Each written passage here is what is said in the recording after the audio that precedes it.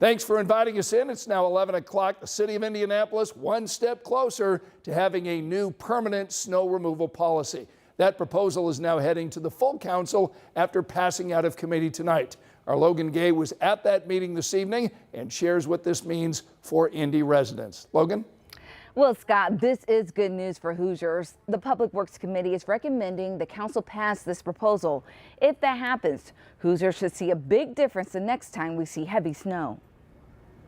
Icy snow-covered streets, cars stuck in piles of snow. January 2025 is going to be a month that will not be forgotten for a while.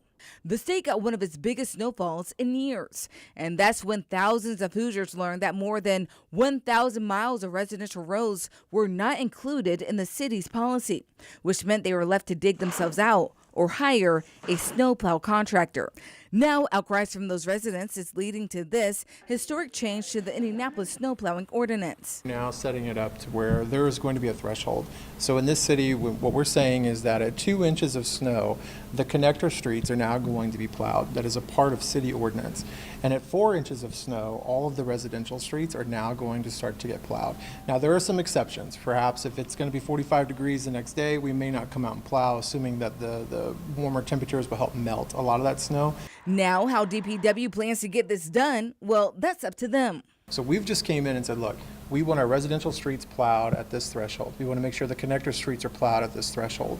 And then we're entrusting the Department of Public Works to come up with the policy that they feel will best be able to address that. We reached out to DPW, who said they support the proposal, saying in part, "We will work to gather a fiscal statement to reflect the contents of this amendment. We look forward to continuing this conversation as we prepare for the spring fiscal and annual budget process." The councilors hope their actions show constituents their frustrations were not in vain.